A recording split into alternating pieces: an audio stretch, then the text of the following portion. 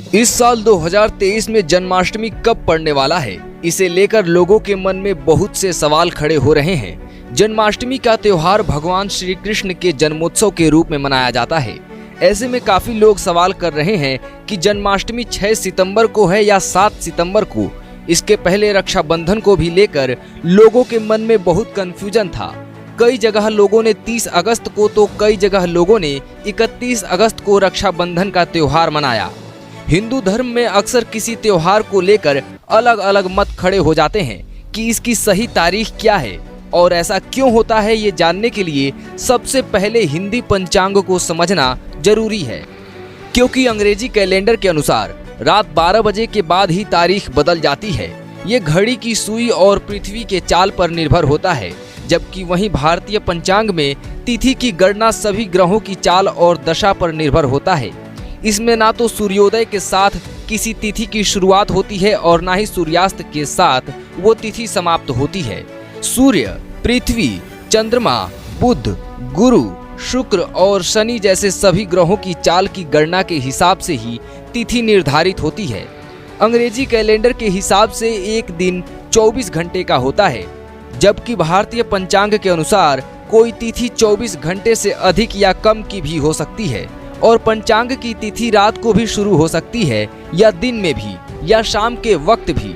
जैसे कोई तिथि अगर आज शाम के 4 बजे शुरू होती है तो कल सुबह तक या कल शाम तक उसकी अवधि रहेगी, जो 20 घंटे या 24 घंटे या 26 घंटे की भी हो सकती है।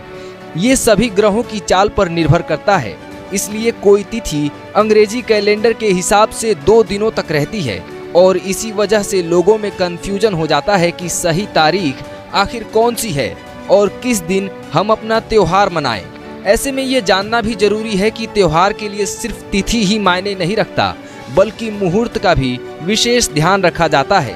और अगर सही तिथि में मुहूर्त अशुभ हो तो ऐसी अवस्था में त्योहार नहीं मनाया जाता।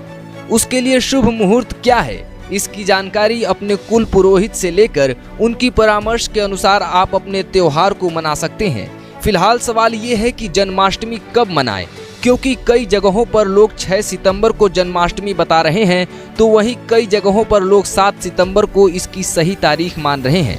आपको बता दें कि दोनों ही दिन अष्टमी है, लेकिन आपको किस दिन मनाना चाहिए, इसका उत्तर आपको आगे मिलने वाला है। दरअसल 6 सितंबर को दोपहर 3:40 पर अष्टमी शुरू हो रहा है और ये अगले दिन यानी 7 सितंबर को शाम 4:16 पर समाप्त होगा। अगर अष्टमी के पहले तिथि में ही आधी रात पड़े तो जन्माष्टमी का व्रत पहले दिन ही किया जाता है, और अगर अष्टमी के दूसरे दिन में आधी रात पड़े तो इसका व्रत दूसरे दिन किया जाता है। लेकिन इसके साथ ही हमें रोहिणी नक्षत्र का भी ध्यान रखना होता है।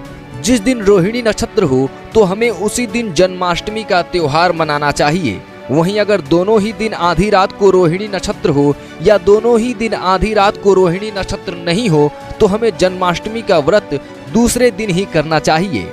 इस बार रोहिणी नक्षत्र के हिसाब से हमें 7 सितंबर को जन्माष्टमी का व्रत रखना चाहिए। मध्य रात्रि में पूजा का मुहूर्त 7 सितंबर रात 11:56 से लेकर रात 12:42 तक रहेगा, यानी कुल 45 मिनट तक। इसके अलावा पारणा करने का मुहूर्त 8 सितंबर को सुबह 6 बजे के बाद है।